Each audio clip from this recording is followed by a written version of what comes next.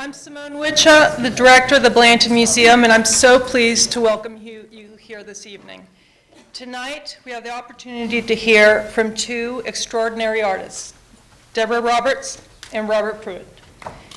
In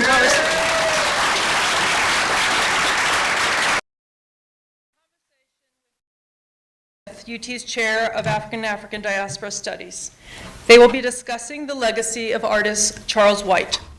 In 2014, the University of Texas received a groundbreaking gift of 20 works by Charles White from his good friends, Dr. Edmund Gordon, who is here with us tonight,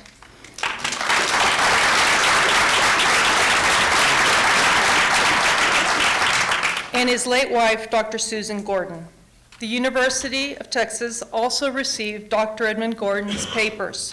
They chronicle his 70-year career as a civic and intellectual leader, championing racial equality and the educational access of minority students. Those papers are housed at the Lee List Benson Library on campus as part of their growing Black Diaspora Special Collections.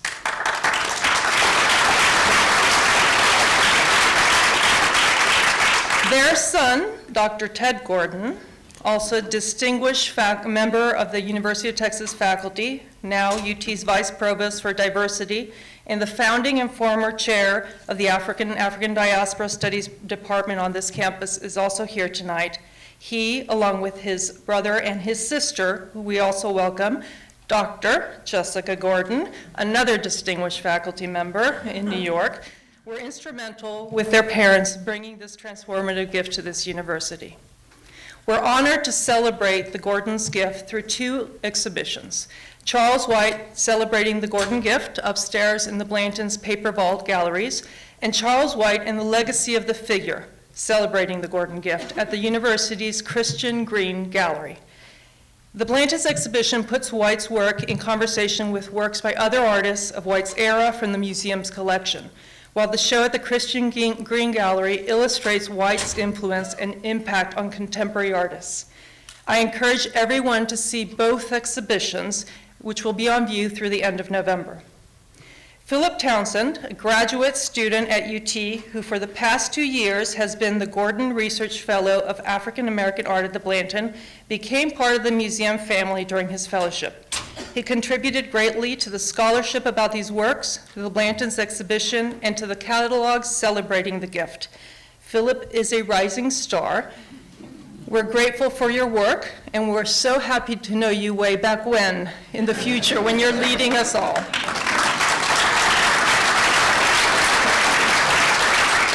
I also want to recognize our curators at the museum, Veronica Roberts and Carter Foster, for their effort.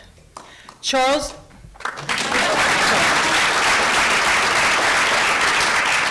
White was one of the most significant and influential artists of the 20th century, recognized not only as an extraordinary draftsman, but also as an educator, an activist, and a leader who influenced so many of his peers and generations to come. When I was reading through the beautiful book that Black Studies and the Blanton co-published commemorating this gift and these works, I thought about his impact and was particularly moved by something once said by Texas-based artist John Biggers, who studied with White. He said, "White helped me to listen. He helped me to observe and to gather in the mystery, beauty, and strength of a struggling people." Reading about White's far-reaching and profound influence, and in particular that sentence, I thought of another great educator and another great leader, and that's our own Dr. Charisse Smith. When it came to the work of Charles White, Charisse helped us to listen, to observe, and to gather in the mystery and beauty of these extraordinary objects and the subjects they represent. Charisse is an accomplished scholar who has had the vision to see these works come to the University of Texas. She brought them to my attention and asked the Blanton to co-partner. She spearheaded this gift. She helped co-curate these exhibitions. She helped to produce the publication. In fact, she insisted we had one. To fund the graduate students. These works fitting within the legacy of the family and Charles White's commitment to education. And with the support of the College of Liberal Arts, we all benefited tremendously from Philip's contributions. These works have transformed our campus and our community. They will impact future scholars and future artists. We're deeply grateful to the Gordon family, and we're deeply grateful to Charisse Smith. It is my great pleasure to now invite Charisse Smith to join us. Let me say a few words about Charisse, because there are many. Charisse is the chair of the African Diaspora Studies, associate professor in art history of the African Diaspora Studies program, founding executive director of the art galleries at Black Studies at the University of Texas at Austin. She specializes in American art after 1945, especially as it pertains to the politics of identity, race, and gender. She's contributed numerously to important publications in the field of art history and was awarded the Getty Foundation Postdoctoral, the Ford Foundation Diversity Postdoctoral Fellowship, and she's worked at curatorial departments at the Art Institute of Chicago, the De Young Museum, the St. Louis Art Museum, among many other institutions. Please join me in welcoming Dr. Cherise Smith.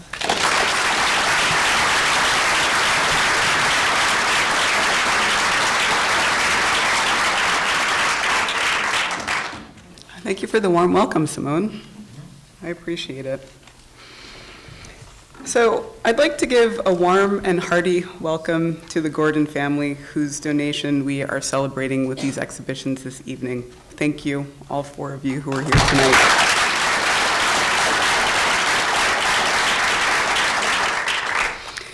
Thanks too to my collaborators here at the Blanton, Veronica, Carter, I know you're right over here, Philip, Eddie Chambers, Lynn, and of course Simone, thank you. So it is my great honor to welcome two artists tonight to have a discussion with us about Charles White. Deborah Roberts is a mixed media artist whose work challenges the notion of ideal beauty. This year she was the subject of solo shows at Suzanne Fieldmetter and Stephen Friedman. Her work has been exhibited nationally and internationally across the United States and Europe. Roberts' work is in the collections of the Whitney Museum of Art, the Brooklyn Museum, the Studio Museum in Harlem, the Los Angeles County Museum of Art, and the Blanton Museum of Art here. She's the recipient of the Anonymous Was a Woman grant, the Pollock Krasner Foundation grant, and the Ginsberg Klaus Award Fellowship. Roberts received her MFA from Syracuse University in New York. She lives and works in Austin, Texas. She has a solo exhibition opening next year at the Contemporary Austin. And let me walk over here quickly.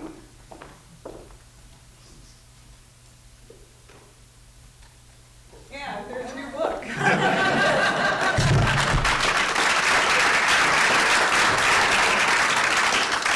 Her book, The Evolution of Mimi, was released just a few weeks ago. Go get it if you don't have it already.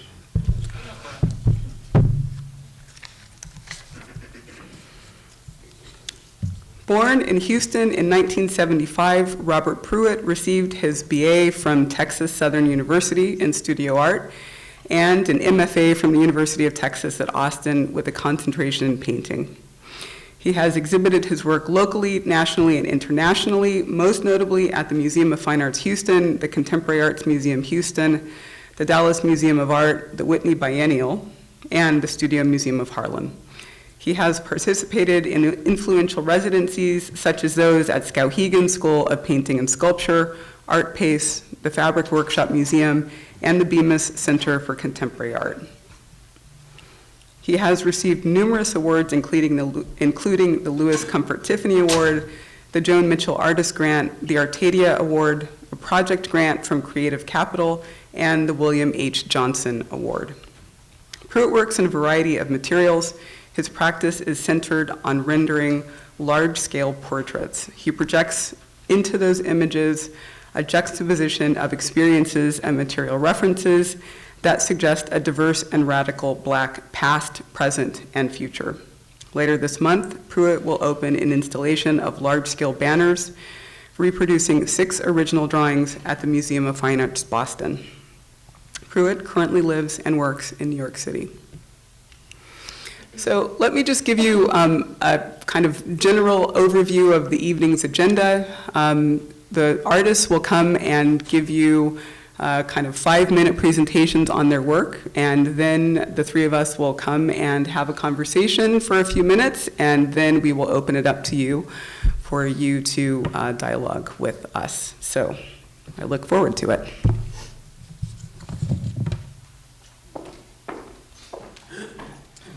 Hello, everybody. I thought I lost my notes. I have too many images, so I'm gonna go through them pretty quickly.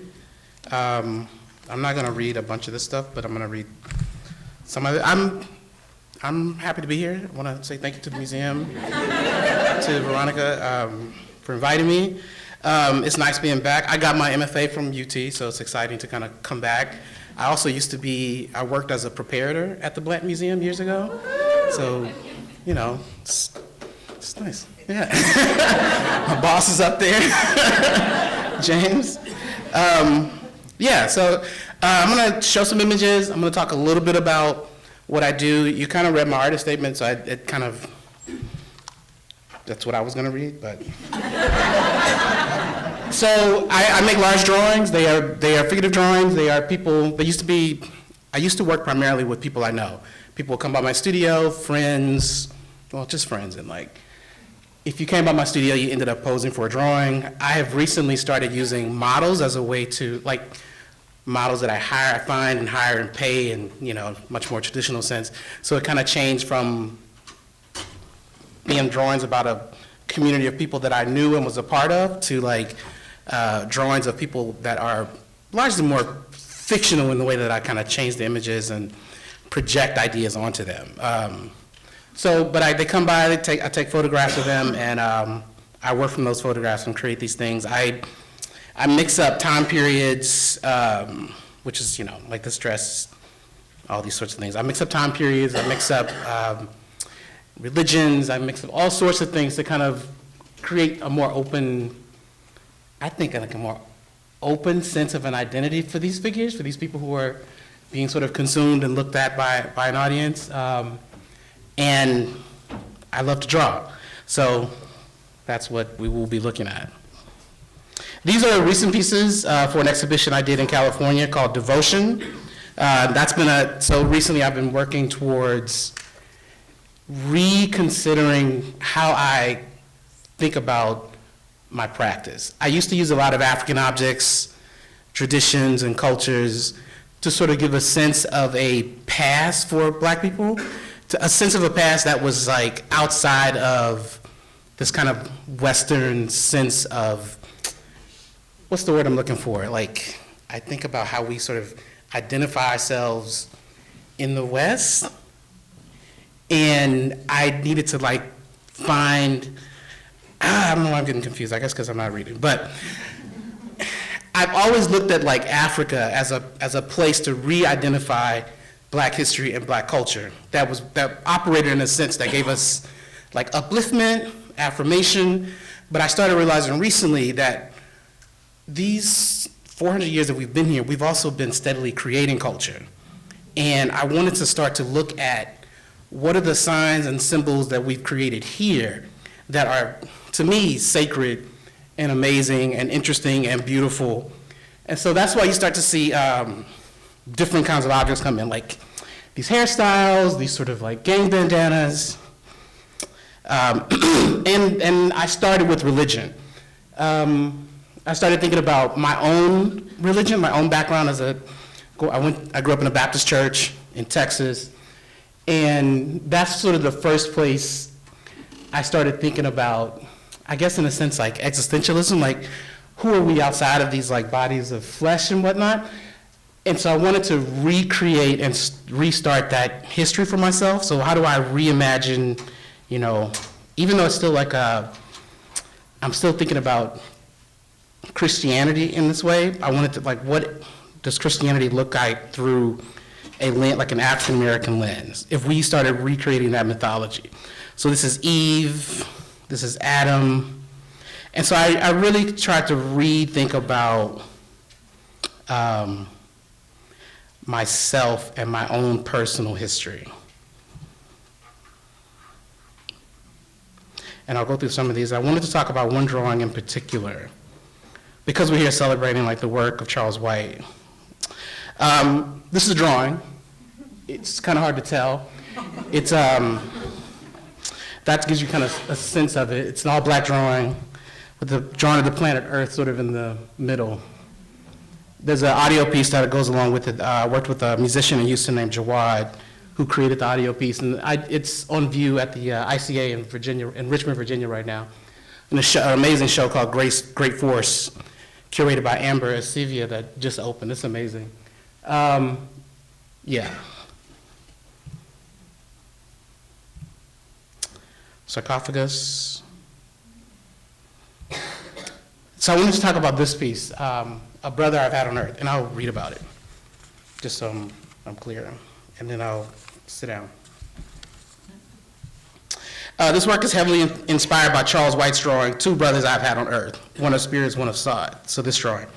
His work is in reference to a poem called Heritage by County Cullen. Both Cullen's poem and White's drawing seem to me to wrestle with navigating a sense of mortal vulnerability, a literal representation of a man suffering against the deluge of nature, humanity wrestling with the notion of mystery and divinity. My drawing takes its lead from White's work. The figure gazes outward to the viewer, his overcoat, typically a material of protection, here is unfinished and positions the figure at the mercy of his creator, me, the artist. And so that's one of the things I've sort of also been thinking about, is like my place in the work. You know, as a person creating these images, which I can maybe try to talk about later as we get into this. Yeah, and these are just recent works, and I won't say too much about them, but these are like the most recent pieces I've made.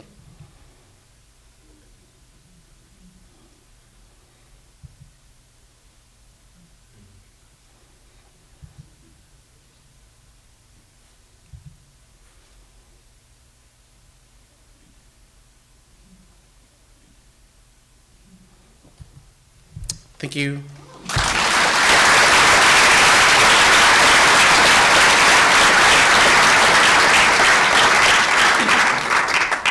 Hello, everybody. I'm Deborah Roberts. Thank everybody for coming. Thank the Blanton Museum for having me here tonight, and Charisse for inviting me to talk a little bit about my work. As you know, I am an Austinite, so yeah, I'm an Austinite baby, born and bred, unicorn. So for me to start to talk about my work, I have to talk about me being in high school. Just a little bit. I'm not going to give you too much. I don't like doing that. But, oh, Robert, hey. This is one of them. So when I was in high school and I really didn't know what an artist was, I know that it was something that I wanted to do. I knew I was just a drawer. And my high school art teacher, Judy Dillon, came in one day with a big, thick book, and it was works of Charles White. And I was just amazed. It was another drawer.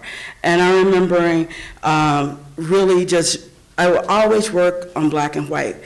And I thought that if you did a very good job, your work didn't need to be in color. If you did a strong, interesting, use your hand, really thought about your practice, that it didn't have to be in color.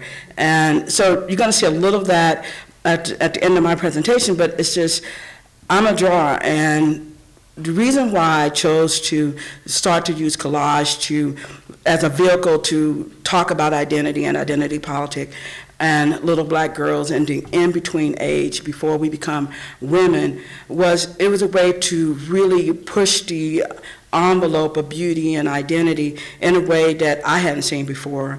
I used to draw and paint like Norman Rockwell, and I liked that idyllic life that I thought that I was living in America, but I realized that that wasn't the images that were being projected. And I didn't understand that because none of the people that I saw on TV nightly were anyone that lived near me. So I started to really think about my practice and what I want to do with it. And this came out of that. I know that art is a part of history. So I started to take 4 parts: art history, American history, black culture, and pop culture. And I added that to my work to drive home that part of that we are human first and nothing else. And so this piece is called All Eyes on Me, which talks about the protective nature that black women must have. Sometimes we are the mule and we don't want to be, but sometimes we have to gather in our young and hold them close to protect them. This is a piece called Skewered, and I did this after Philando Castile was murdered, and I thought it was just, the reasoning behind it was so horrible that, you know, he was initially stopped for a tail light and he had a big nose. And that was part of his culture, who he was as a person, and that we sometimes have to mask ourselves in order to exist in this country, and it's unfortunate. This piece is Let Them Be Children, and it's just this notion of black kids are seen as somewhat less innocent than other kids, their other peers, and that simply isn't true. But if we allow them to be children, to be who their authentic selves, they can grow up to be amazing humans and individuals. This piece is it's called Either by the Hawk or the Dove. And in this work, I'm saying that I can be peaceful, but if I need not to be peaceful, then I can turn. That I want to do things and be that person, but we can't continue to have things happen to us and we're not really responding to that. So I love this idea of this little girl staring you dead in the face, and one is looking away, one is doing the peace sign, and one is doing the right on. And then she has a little rain boots on because she's innocent. She's so cute. And actually, this is called Raisin. If I would ever say any work, and I do have work that my physical face as a little kid is in, if I ever thought that there was any piece that was me, this is it. I had been doing a lot of work last year, just tremendous amount of work, and I noticed that I hadn't did a lot of dark-skinned girls. And being a dark-skinned woman, I was thinking, well, what is that about? Because we have colorism within our community, and you know, they always say, don't wear certain colors. And I was growing up, oh, never wear yellow, or never wear orange, and different bright colors like that. So I thought this is part of black culture, and I thought that I would do this little girl with her hands on her hips, and she has a hair oil in one hand, and I just thought this was amazing, that she had some black, beautiful legs. These are some of the best legs I've ever, if I had to brag on it, this was one of the, one of the influences I would say of Charles White's work, because if you look, you ever go up to, when they put my work up and see the legs, I really take a lot of care in the skin and creating different tones and values and cross-hatching. This piece was presented at the Stephen Freeman Gallery in London, where I had my show this summer. And I was asking in this work, what are you most afraid of? A person in a hijab, I know I'm gonna mess up, hijab, or a dark-skinned black woman. And their backs are to each other, and they're saying, I got you, I got your back. And they both each have a glove to do their work. And they're just young, dumb little girls, And this piece is called My Body, Your Rules, and it talks about, and that's, I told someone earlier, is that one of the things, there's a lot of things that are hidden in the work, and I hope that people really, really take the time to dig through it. Those two hands intersect, going into her legs and breaking them open, and she's trying to close them. This idea that men can legislate our bodies, even our young girls so early on, and we don't have a say in it because we're not present in Congress enough to be able to stop things like that. So there's a lot of hidden messages in the work, and that I'm hoping that are getting through. And this piece is called When You See Me, and it talks about this idea of young men from the classroom to the prison yard, and that we should see these kids as, young guys trying to figure out their lives and not criminals. this piece, and I did a lot of cross-hatching, and we're going to talk a little bit about this. When I did a show at the California African American Museum in LA, and just again, you can see the cross-hatching, the pencil work, and I get caught up in it, and I just like, oh, calm down, Deborah, calm down. So this is He Looks Like Me. And this is the piece I'm going to present at Miami Basel with Stephen Freeman in December. This is called We Are Soldiers. And this is talking about natural hair and the idea that somehow natural hair is not good hair. And so many people have to tell, young kids and black women that we need to wear our hair straight and not curly or, naturally. It's just crazy. So this is one of those pieces that I'm talking about, another social issue that we have to deal with today. And I think that's me.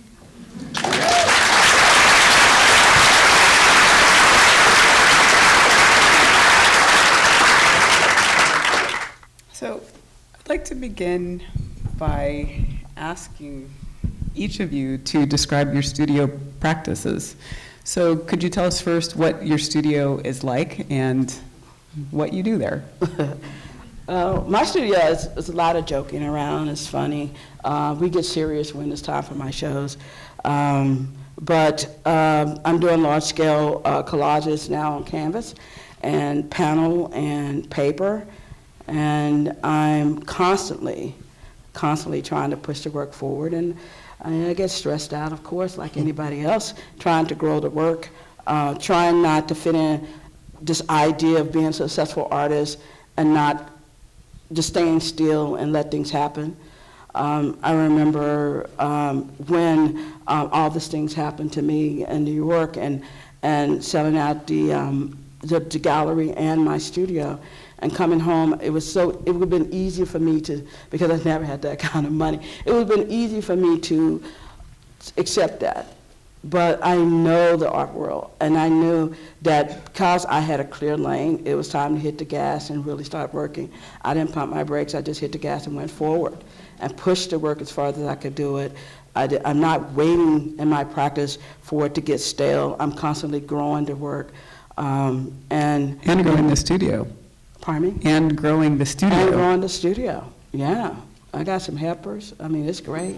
And the studio was in your house. It has Yeah. since moved out. Can you describe what the space is like? The space is about 700 and maybe 50 square feet, and I have real high walls and really skinny windows.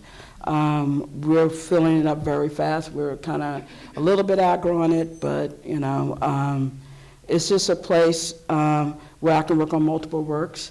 I was talking with a curator from the Smithsonian, and I was bragging that I was doing all this work in my bedroom, and she said, "That's nothing to brag about." And I was like, "Oh, okay, thank you very much."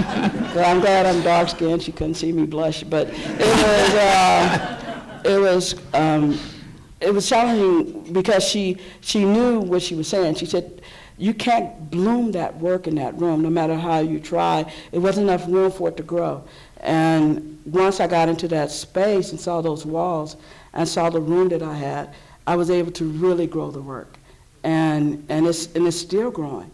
And not only is growing, it's changing, and it's moving from that language of text and collage to something more installation, maybe, sculpture. Get out of the way. Yeah. Robert, can you tell us about your studio space? What it looks like? It's really Yeah, what dirty. it looks like, what you do there. What do I do there? I hang out, I watch The Office on Netflix, and I make those works. It is, I don't know, it's a nice space, about 300 square feet. It's the first time I've had really high ceilings. So talk about having space for the work. The drawings you saw are about 7 feet tall, and I've been working it that way for a while. And until I got this space, it was really complicated trying to I didn't have that much space to like, move those things up and down, but now I have it and it's really nice. What do I do? I mean, I use my space as sort of a refuge, right? Like studios are really interesting in that they don't serve any function. They don't serve the same kind of function as any other space in the world, like I imagine like a music studio might be the only other sort of like comparable kind of thing. Like this is a space for me to think and create, and anything can happen in there, from drawings to sculptures to photography to whatever. And so all of that kind of happens in the studio. I mean, I make those drawings, but I dabble in a bunch of different kinds of things, so there's paper everywhere, toys and, Deborah, were you going to say something else? Cookies. Snacks. Yeah, yeah. And do you have a resting space in each of your studios along with a workspace? I have a couch, little love seat. I have a couch. I don't use it anymore. Yeah. How come you don't use it? Lily is in there. Oh. Yeah, I have a person in that room, so I just go home, when I get tired. And do you have a staff working at the studio? I do. I have 3 women work for me, and 4. 4. And we all have master's degrees. We all sit around, chat it up, we chop it up. We listen to a lot of podcasts. We think, and I think it's very helpful for me to, when I have an idea about what I want, what I'm thinking about, just like any idea, it's messy, it's dirty, it's unformed, it has 3 eyes, and you don't really want to put it out into the world.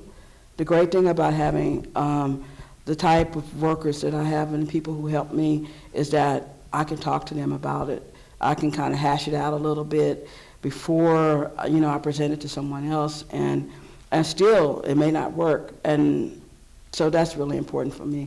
Literature is also very important, and so a lot of having these girls in my studio practice talking about Toni Morrison, Frantz Fanon, Cornel West, just a lot of different things like that helps me and helps my practice.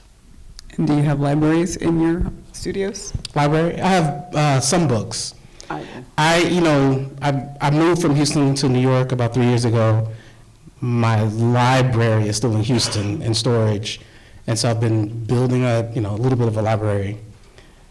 I'm a bit more hesitant to buy stuff in New York. It's just space is different, but I keep books around and yeah. So Deborah, could you tell us about the work that was up? Maybe can go back. There we go. He looks like me. Right. He looks like me was when the California Museum of Art, African American Museum, asked me to participate, and they have Charles White come in there also, and I wanted to say, look, I want to do some of my drawing, because I haven't done that in a long time in my collages, and this image in particular is of George Stinney Jr., who I have been, using in my work recently, and it was an opportunity for me to show that I could cross-hatch and I could do different types of things, and this piece allowed that. And I talk about George Stinney a lot, so should I do a little brief synopsis? Please. George Stinney was a little boy who was 14 years old who was convicted of killing 2 young girls, age 7 and 6, and taking their bodies across a large field and then going back and grabbing their bikes and throwing them away. And he was arrested, tried in 3 days, convicted in 10 minutes. He was not allowed to see his parents. I hear 2 stories about whether he had a lawyer or not, but they never asked him one question. And he was killed, electrocuted within 80 days. And he was very small. He was less than 100 pounds. He didn't have shoes on at that time. during the time of the murder, so with no trauma to his feet. He was too small for the electric chair, so they propped him up on Bibles, and they executed him. Did you say Bibles? Bibles. And, yeah. And 70 years later, he was exonerated. And he still lives in he's in an unmarked grave because his family feels that if they give any type of marking, that someone is going to come and disturb his rest. So this is part of a series called Nisam Dorma, the whole series, which houses 8 works now. And Nisam Dorma, none shall rest. If he can't rest, none shall rest. And so this was I think this is number 4 of the series. No, this is 5. And I just did him with a mask and his face coming off. This is the only works in my collage work that I ever just used the face of a person that we know. I mean, I do chops, bits and pieces of people, famous people, pop culture people, but when all the Stinney's works, I only use George's face. And I don't put him in any of my other collages. Yes, and this. And it's so important, these works. And I just, we have one in the Charles White show, and that one's mine. So I'm keeping him. Thank you for loaning it to us. Yeah, no problem.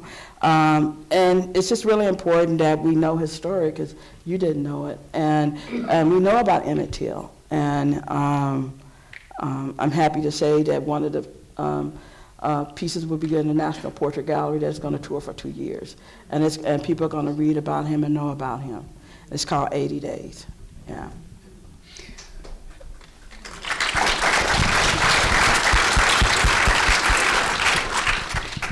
Thank you for making the work and continuing. I do have another question about this one. This has collage elements, drawing elements, and painting elements. Could you talk about those 3 pieces? Yeah, well, I have some rules in my work. At least has to be 65% collage and then the painting, drawing, and all the other things.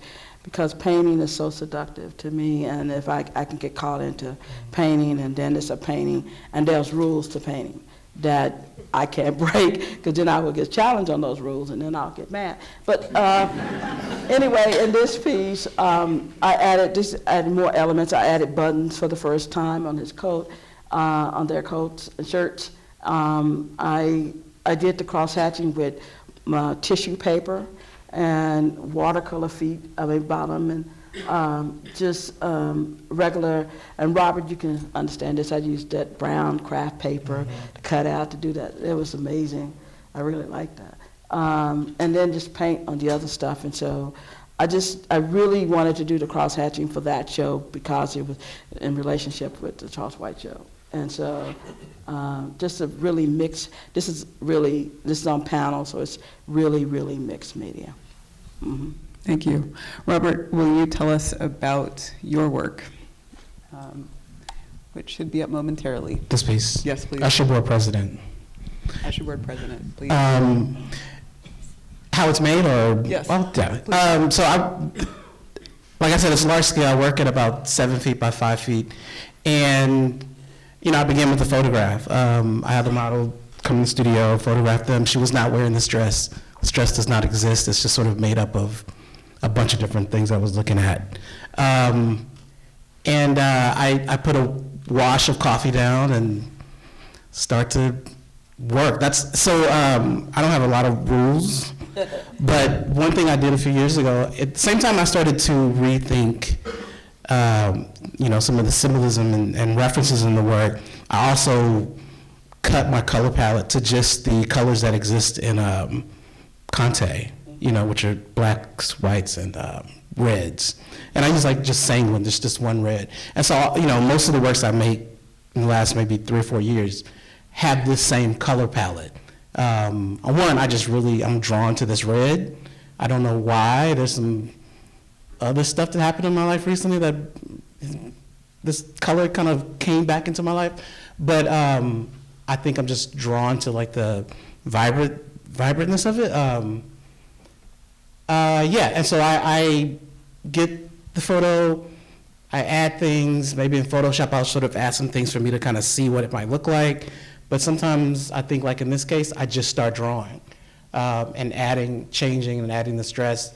And yeah, I don't know, yeah. So you photographed the model, and then you kind of organized her and the dress in Photoshop. Right. And then you drew from that.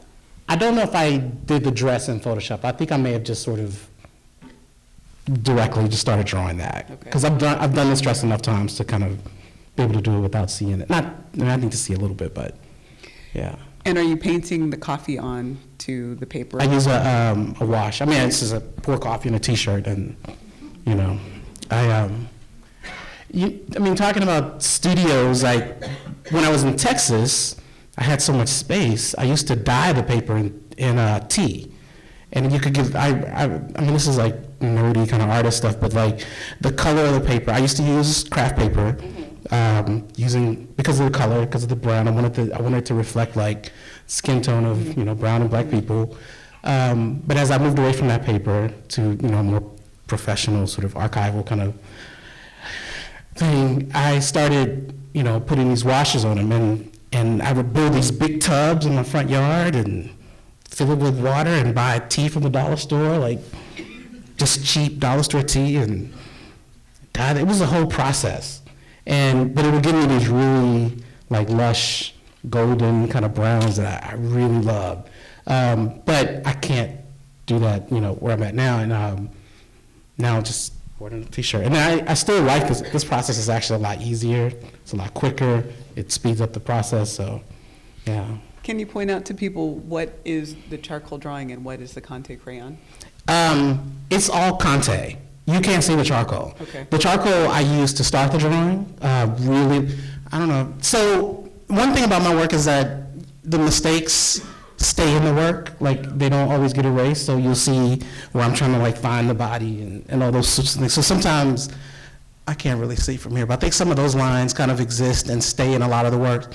So some of those are charcoal lines, but by the end of the drawing, charcoal is underneath the Conte. And because I go back over it with the Conte pencil and Conte sticks, and it's basically a Conte drawing. Yeah. Thank you. So Charles White was a master draftsman, as you both know, and a master of rendering the human form. He had equal facility portraying actual people like W.E.B. Du Bois and Tom Bradley, and also in producing convincing portraits of individuals that he made up in his imagination. So this is a question again about how you work. Do you work from photographs of individuals with live models, or do you compose from your imagination as Charles White did? Me first? Well, the photographs are found photographs with me. Sure. The photographs are found photographs that I collage together to make the faces. The bodies are, in my smaller works, I just make up the bodies, but I do a lot of research to find different poses. So they're also found photos. I don't use live models. I have, my subject matter are little girls and little boys, and, that's, you can't start getting into models with that. So I tend to do a lot of looking for different types of kids that I like and on the internet and things like that. I do work in photos, but I don't have any sort of, I'm not married to a convincing representation of the model that I'm working from. Like that drawing, the Usher Board president, that girl doesn't look like that. Like I changed so much, and I'm not really tied to like it being like a convincing image of her. So it, I get into like, oh, what's the light look like here, that kind of thing. But so I try to stay true to some of that, but yeah. So the photograph is important early on, and then maybe about halfway through, other stuff starts to happen. Yeah. And so what drew you to figuration? What drew you to draw figures and the human form? Well, my first recollection of that is our family Bible. There was Renaissance work in there, beautiful Bible scenes, with Michelangelo and Rembrandt And so I always started, drawing figures and started portraiture, and then I moved back into, like I said, by the time I was 18, Norman Rockwell was all I ever knew, and I just drew to that. So the figure has always been a part of me as an artist. Yeah, I love Norman Rockwell in high school. Yeah. God, he's amazing. I think he's just one of those artists that, when you're young, yeah. I grew up reading comics and like copying and that thing, and that was like my first love. It's still a big part of my practice today. And so that's where I think the excitement and love of the figure kind of first took root. And then going to Texas Southern, where John Bigger started that department. I worked, our drawing instructor, Harvey Johnson, really tried to filter some of Bigger's world to us. I wasn't always taking it, but it took me a while to kind of get with it. But I think there was just a love of drawing in that department, at least when I was there, and then being introduced to Charles White and so. And for folks who don't know, John Biggers worked with Charles White and with Elizabeth Catlett at Hampton back in the day, so there's a direct line there. And so you mentioned comics. What other sources do your figures come from? So there's comics. Each of you has mentioned hip hop and lyrics as kind of source material. So could you talk about those other fountains? Go ahead. For me, it's comics. It's 90s hip hop, which can't get out of. I keep trying to find contemporary stuff, but I keep going back to that moment. And that moment, 90s and 80s hip hop as a moment of really high, unique aesthetic, for rap music. Well, even today it's very unique aesthetics, but and so those things, comics, science fiction, rap music, looking at even some of the sort of radical, political groups of the 60s, i.e. the Black Panthers, as models for looks and style and aesthetic. And all of that gets kind of mashed up into what I make. So they're all sort of my references, yeah. Hip hop. Well, I don't know if hip hop is it's a lightning rod with me. I'm glad it influences you. But the type of, I always tell people I listen to the bubblegum hip hop, with Will Smith, and things like that. Not the heavy, because I don't like the heavy, type rap music because of the way it talks about black women and the idea and the notion that that's putting out into the world. So a lot of the work that I do, especially that deals with hip hop, that talks about it, is I want my brothers and sisters to be successful, but don't pee on me to do it. And so I'm using the term pee because I could say other things, but it's in the work, I did a piece called Grills where I talk about that, and then I had some fish on the head and things like that. It's I want you to be successful, but don't use me as, to be successful. And so for me, rap has always been a type of love-hate relationship, in the sense that if it's a way of lifting up our community as a whole, then I'm all for it, But if you have to divide me or to degrade me in order to be successful, then I have an issue with that. So, especially when the type of work that I do. So, I would say that the thing that most inspires me in my practice is literature. Literature is at the heart of everything that I do. And I was talking with Carter recently, just right in that room, the green room that's not really green, but we talked about Toni Morrison. And he said he's reading Beloved, and I was like, wow, that's a big one to start with. And Song of Solomon is the place to be, and to really talk about all the nuances of blackness that exist in that, and all the wording and the naming and the bare feet that exist in my work, and what that means. Literature is at the heart of it. So, So this is a related question. The word representation has several meanings. The first, the action or speaking of acting on behalf of someone or the state of being so represented. Second, the description or portrayal of someone or something in a particular way. 3, formal statements made to an authority, especially so as to communicate an opinion or register a protest. So in other words, representation relates to the realms of politics, law, and art. What role does representation play in your practice and in your decision to focus on the figure? the figure and the role of representation is very at the heart of my work. You know, collage has been used in history as a means to gain power, political power, social power. So putting works of young girls up there with fist and demanding that they be seen as individuals is, you know, that represents a lot in my work. I have noticed when I've added the boys, the type of language that comes with that, it's a different type of representation. A fist is anger.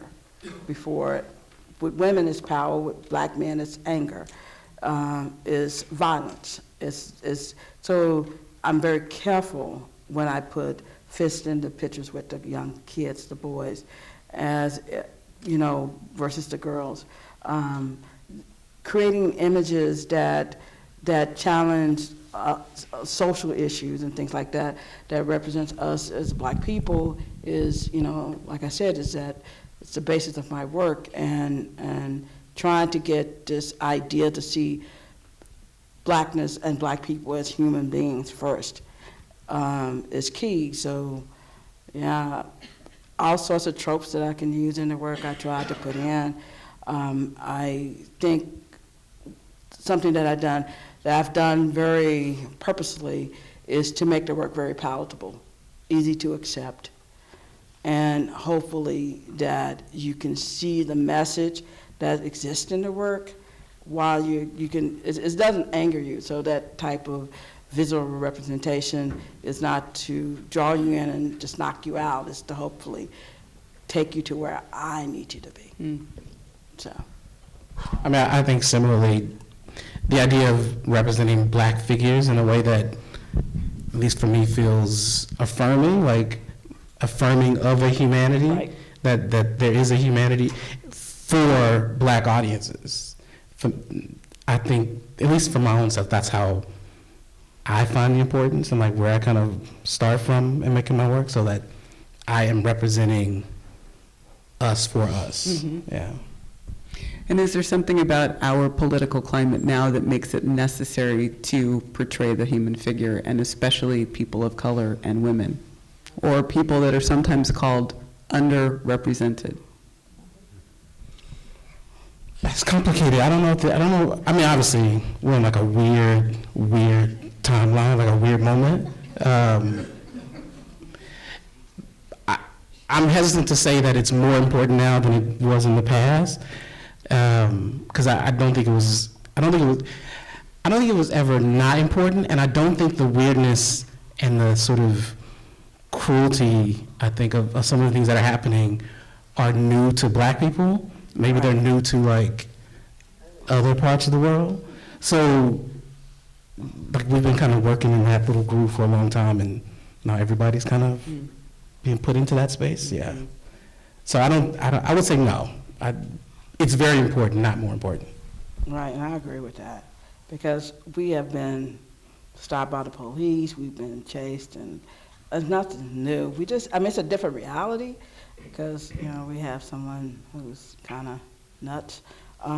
But I think you're right, nothing has really ever really changed, and the type of work that both Robin and I are doing is still the work that I'm doing right now, I did, 10 years ago. Maybe the language of the work, maybe the visual language was different, but it was the same thing, seeing people as human beings who loved their children, who wanted to see them successful, who wanted to own a home, who wanted to live the American dream. So nothing has really changed. I think you're right. I think people are more cruel, and that's a little, hardening, So White was masterful at merging what the work looked like with this idea of representation in a political way.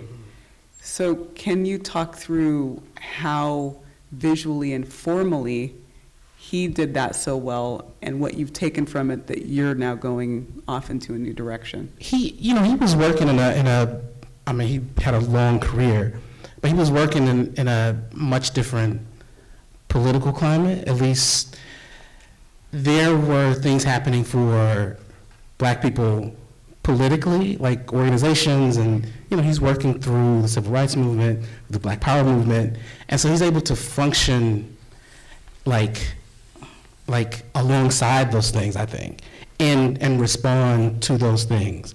I think it's like we don't have the same. How do I say this? I think we have moved out of that particular moment of, political vibrancy, I think.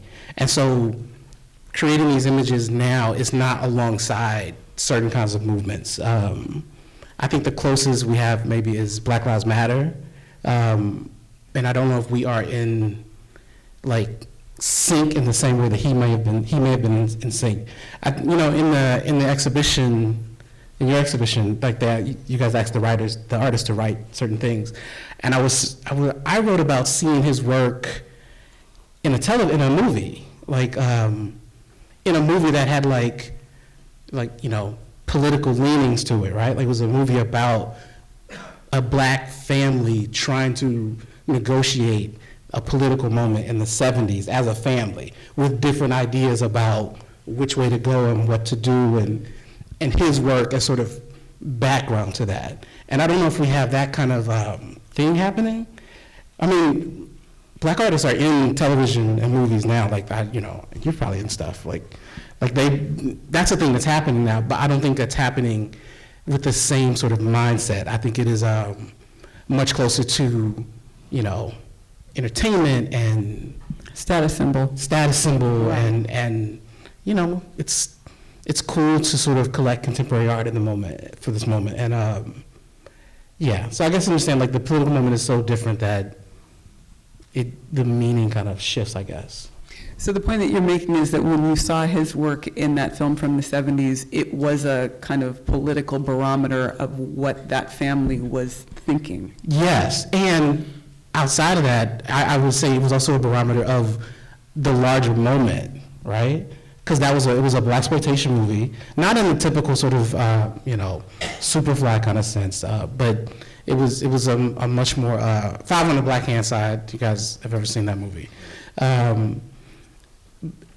It was just charged with a different sort of thought process, I think, and he was able to kind of work in that space. Mm-hmm. Yes. I mean, I don't think there's much more I can add. I think you're right, his work spanned a number of years, and it changed and it grew.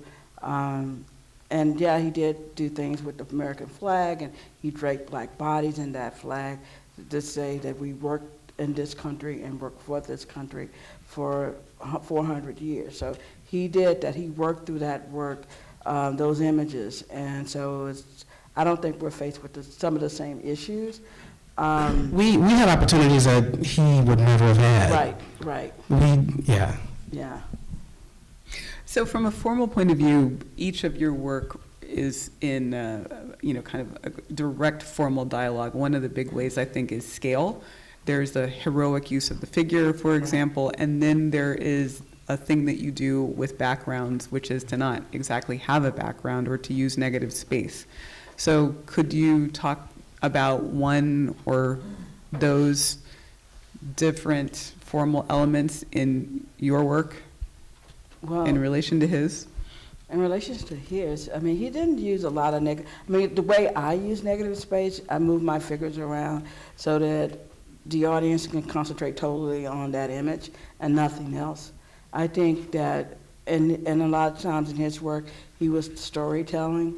The images, whether or not did he smudge the background, he made a soft, glowing just saying that look directly at this image.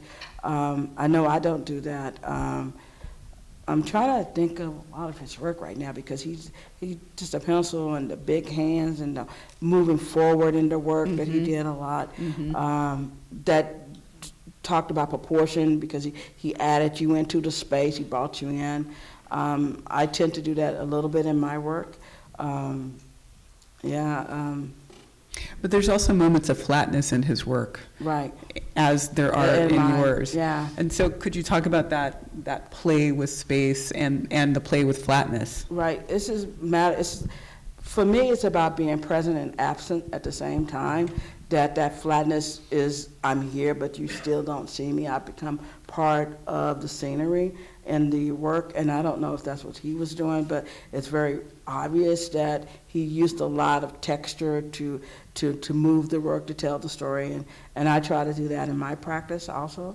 I think there are a lot of things that, as an artist today, if I didn't choose to do what I do right now, I would be doing more painting and more drawing, and I have a whole series of drawings that look very similar simply because I love his work and his use of flat colors and just pencil and just, and darks and lights going from different hues. I use that in my practice also, from very dark into the light. So I think that a lot of the things that he employed, I don't know, is it just being a visual artist or just an artist in general? And we talked about rules. You said you don't have a lot of rules. I have to keep rules because I'll go out of control if I don't.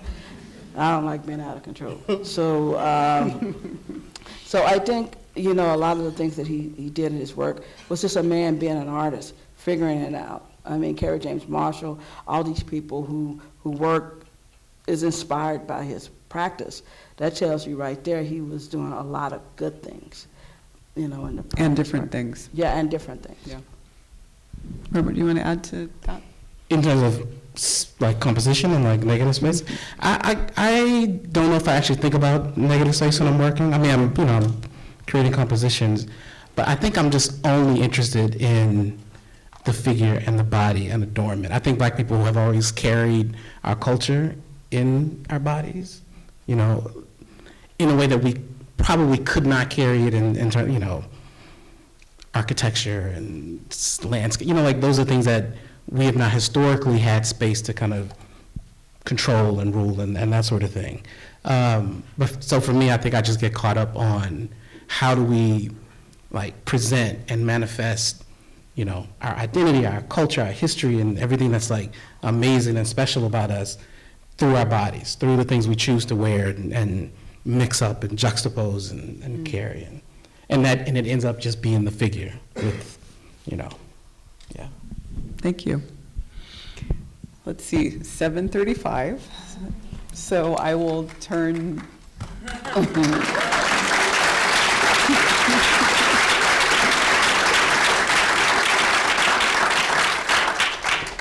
Thanks, everyone. We're not done, though. We want to open it up to you. So do any of you have questions? Somebody has a question. I want to thank you for staying in Austin. I would like to ask you why you chose to do that, and then just pose that with you who left. Why do you? I think he called me a sellout. Not at all. As an artist, I understand. Migration. Black Migration. artists in Austin, I understand that fully. So just curious of what made you make that decision for yourself as an artist and vice versa. But also, another question for you, Deborah, is the use of the white. Everything is white and why you chose that. Okay. Can you repeat the question just for the people in the back? He asked, why did I stay in Austin? Still asking myself. One of the things, after New York, I could live wherever I wanted to in the world, and I did choose to come back to Austin. It was really crazy. I needed to be steady and settled as an artist. I didn't quite understand what was happening, so being at home was really good for me. I still needed the calmness of living in Austin, not the pressure of so many people coming to my studio and maybe changing me and my work. So it's easier. Now the issue is I don't know if it's hurting me by staying here or not, because I don't have the amount of access to curators. If, let's say, if I lived in New York, I mean, I do have great curators on tech. Okay, all the curators in the room. Okay, thank you. Appreciate you coming to my studio. Don't get me wrong. Everybody, thank you. Yeah, but just having people, like when I go to New York and have curatorial meetings, I have to show my work on on my iPad or something like that. My use of white space is very important to me. I want, like I said, literature. It also will add music to that, a different type of music though. So there's a rhythm in my work that I hope when I'm in the studio working, when I push all the people to the edge, there's a reason for that. It's a way of pushing them out into the world with all the messages and the history.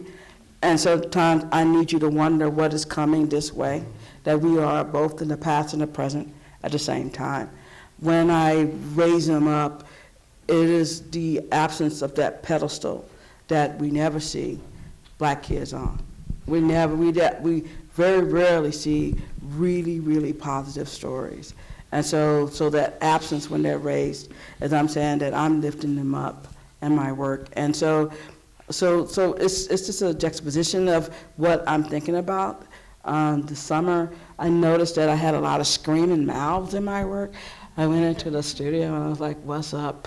Everybody had a screaming mouth.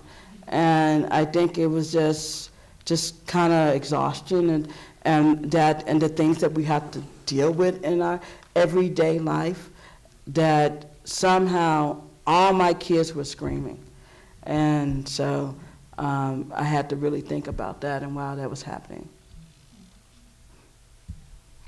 I moved like 3 years ago. I'm 43, so I moved to New York when I was 40, which is a weird time to kind of do that artist thing. But I moved because my wife, she got an opportunity at the Stinney Museum in Harlem, and so we went to do that, and we stayed because of other opportunities for her, and even it's really complicated because you are in the place where that kind of thing is happening. You do get more opportunities for studio visits and that sort of thing, which is really, I feel, problematic about the art world, that the things that happen outside of it don't get the opportunities. Mm-hmm. I was very dedicated to being in Houston and sort of participating in the art world and making people have to come to Houston to get what I was doing.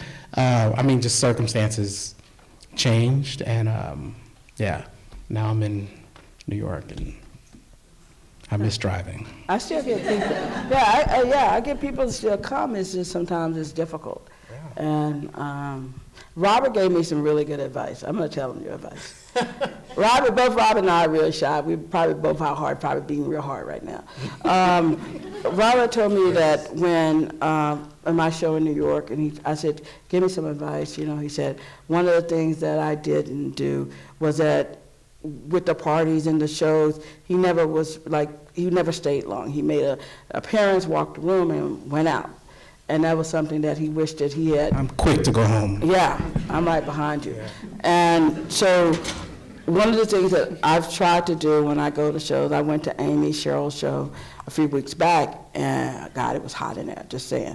But I stayed.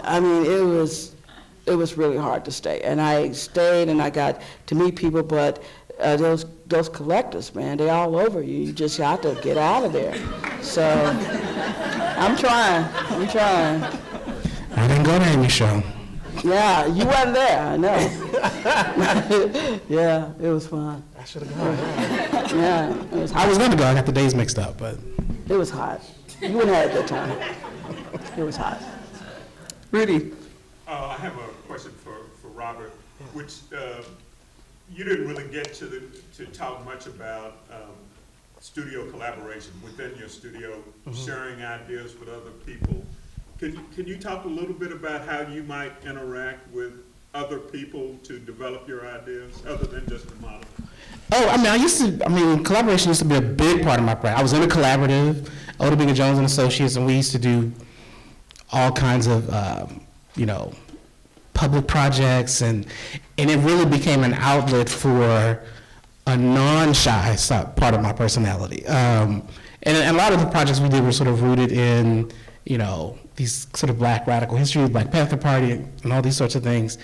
And so I really enjoyed that process of having an idea and being able to give it to somebody to do something with, and then having that sort of reciprocated where, oh, I have this idea for this thing. Well, what if we threw it out a window and did this sort of thing, So I really enjoy that process. I'm right now, I'm not in the group anymore. I'm just sort of solo in my studio, and I'm finding I really love that part now, though. I don't know, it's just sort of a rediscovery of my own self in the studio, and that thing has kind of opened up for me in the last couple of years. So I'm not opposed to that, but I'm really, I don't know, for the last few years I've kind of been, I don't know, I spend a lot of time in my studio by myself, and it's like heaven. Yeah. Could I follow up with a question on that? How do you regenerate? How do you rebuild after these exhausting outward moments? I take a trip. I take a trip somewhere, try to rest. I do have studio rules, so I always say think, write, things like that. That helps me. Taking a break and figuring out what's the next step for the work. What I'm going to talk about is so much stuff to talk about. It's so much. And so where do I want to go? Where do I want to take the next bunch of work? And I tell people I don't work for shows, I work. And so what do I want to say next? So after that break, that's when I jump back in. I just chill really hard to regenerate. I just finished 3 projects, and I'm kind of I was looking forward to just sort of sitting around doing nothing, but it's the same thing. As soon as those things ended, all these other ideas, Right. oh man, I can't wait to get into the studio without a deadline. Right. To kind of play around with nothing, kind of on the horizon. So I don't know. When I finish something, I take time off. Movies, hang out with my wife, just do all, whatever, just sort of be a person that's not making art. And then allowing, and I consume a lot of stuff, a lot of images and, constantly taking in information, and that just helps me sort of regenerate. Thank you. Simone. I have a question for you, both as artists who have spent a lot of time in Austin and a few times at Blanton at UT. You talked a little bit about what your opportunities were in relation to Charles White's opportunities. Can you tell me what it means to you, to future artists who are in our community, to have these works of Charles White in our community at this university for students and artists today and moving forward? I can say, excuse me, as a person who has been in love with Charles White's work, Right. For a long time, I did not get to see them, You see them in books and, Right. you scouring the internet, for whatever you can find. So being able to kind of see them in person, even today, Veronica and I went and looked at these exhibitions, and I realized even though I've been looking at his work for 1,000 years, I don't get time to get that close and see not him as a superhero kind of person, but Right. as an artist, oh, what was he doing there? And oh, he scratched the Right. paper and What can you take? right. Yeah, I was taking photos. Oh, to- yeah. I live here, man. Right here. No, you'll see stuff. Yeah, you're gonna see some stuff. Yeah. Yeah, I'm gonna hide it though, but So you're gonna see. I think speaking for artists, that's the thing, like, that these things are accessible, and, while they're up, you should go see them, and, yeah. And for me, I think it's very important because the first time I saw it in the big was at MoMA, and I remember somehow this woman wouldn't let me off the elevator. I got crunchy, and I remember storming around and walking and seeing Charles White. Went, oh my God, everything went away. I just wish the people would. But it was so amazing seeing that work and that beautiful art and the music. And then I flew to LA to see the show. And I was talking to my friend, and she was like admonishing me. She said, we're gonna have it at the UT. I said, but not now. And so I went to LA to see the show and saw it and met his son. The youngest one. I think the only one, maybe. Ian, yeah. Yeah, Ian. And it was amazing. So to have this here as a person of color who just didn't know what being, I know it's different now because everybody has access to the internet, but coming and visiting this work for the entire community is going to be important. And I hope that we do public programming so we can get more students, and that art students who probably don't know that they are welcome to come to museums to come and see this type of work, because it's so very important to be inspired. And this work is very inspirational. It is indeed. Any other? Okay, we got two. Kimberly, right? This is for Deborah and Robert. So you have a writer, and as they're going through their lives writing, they have to find their voice. So when did you find yourself within your work when you said, I'm Deborah Roberts, and when you said, I'm Robert Pruitt? When did that happen for you? There was no magic moment. It was a thing that happened slowly over time. And I would say beginning towards the end of my time at TSU, and then really here at UT. And at UT, because it was the first time I had lived on my own, outside of my neighborhood, and like, I kind of, again, another point where I fell in love with this sort of like isolation and like hanging out with myself, and really kind of discovered, I guess, my own voice, but that wasn't, it was just a slow sort of thing that happened. Like, and we talked about studio spaces earlier, like, Right. Getting to grad school and being given a studio, like, oh, what am I doing here? I mean, I know, I'm going to make work, but what are the other things that can happen? Right. And, so then images and photos and all this stuff I would put up, and like, that was a rediscovering of, creating space for myself. And I think that helps you find your voice when you are in a position to kind of, construct your environment, Okay, so mine is weird. Well, everything about me is weird. But I mean, honestly say I thought I was doing good work, but I wasn't quite sure it was getting through. And I remember when I did the show at Spelman, the opening at Spelman, that's when I knew that the work was getting through, because the reaction of those girls, it was overwhelming. And I knew that I must have hit a chord that really made sense. And although it took me 40 years to do it, but it was, whatever the time that it took to do it, it finally was making sense to the people I needed it to make sense to. I needed people to be able to see themselves in the work in a way they'd never saw before, to be honored and to say, okay, I remember girls going finding their names in my text. It was great. They said never did that before, that somehow I was telling them that they didn't have a ghetto name. They had a name that was present in a white cube, in a white box, that was in a place of honor.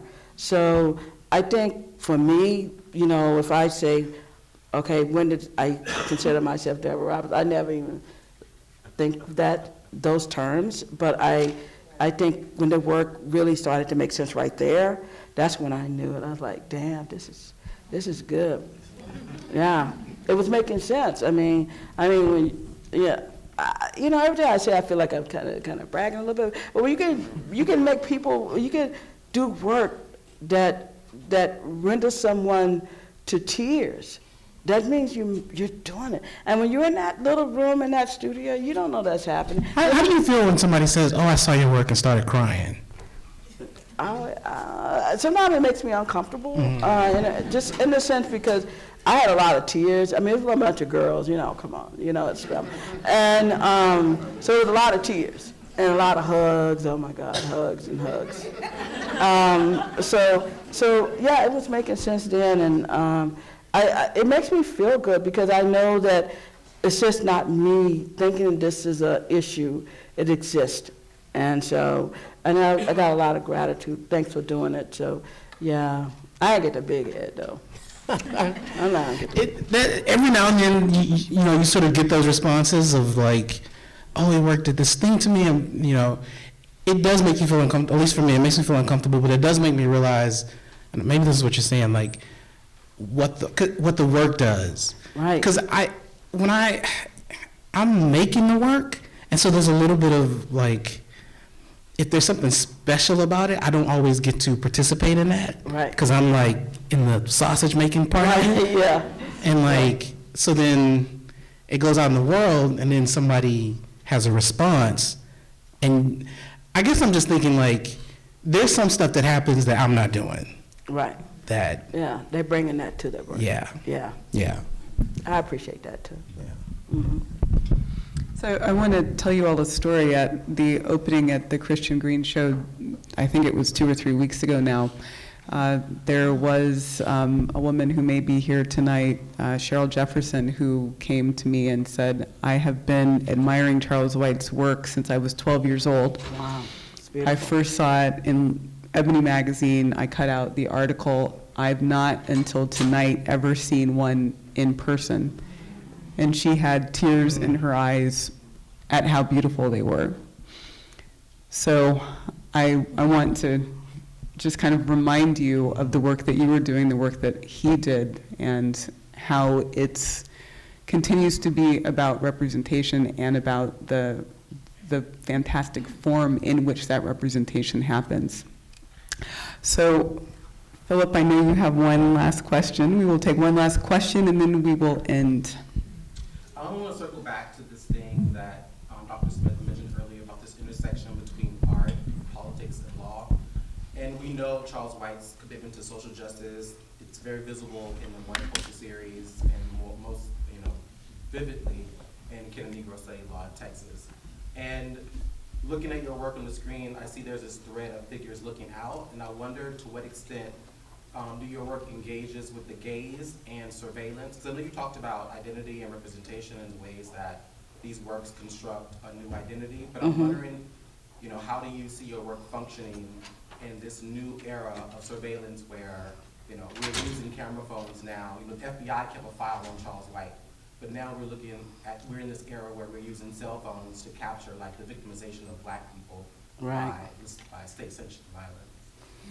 Well, in all my work, there's always going to be one of the eyes looking directly at you, asking you that, like, actually, I see you. If you're looking at me, I see you too. So that's important in my work. As far as surveillance and the political ramifications of people videotaping and things like that, I don't know if it's necessarily present in my work in the way that you're describing, but because I use children, it's really, really hard to, manufacture those type. Let's say that when that police officer wrestled that girl down in the bathing suit, she was a very young person, about 3 years ago, and the way he handled her and treated her, that type of pressure, that law enforcement, he didn't see her as a young, fragile person that he needed to calm down and talk to. He just used that type of force. And that's in my work. I put that in my work. So things like that appear in my work, but the other stuff, I'm not sure quite, in the ways that you're describing. So you're a PhD student, you probably figure it out. You can write about it. It's hidden in there. Robert? I mean, sometimes I give my figures weapons because of this sort of consumption of images, like how we, I do think about, I'm drawing these like really, large, almost juicy images of black people, and for me there's a fear of them being kind of consumed in a way that removes like the agency of black people in general. And so sometimes I do give them weapons. Like I think one of the drawings, it'll be like a razor blade or a box cutter, sometimes it's a gun, and it'll be not hidden, but sort of tucked away where you can't always see it on the first look. But as a way, it's hard because they're just drawings, they're two-dimensional like illusions, but they're not real people. But for me, I think about when the drawings are out in the world and I'm not there to kind of protect themselves. Right, it's a way for these sort of figures to have a sense of control, and at least when the viewer looks at it, it's not as like easy. Like you can see it and you're like, whatever happens, then you see that thing and it makes you at least pause for a moment. But sometimes I do that, It interrupts the consumption. Right. Exactly. Right. Mm-hmm. Thank you both, Robert Pruitt, Deborah Roberts.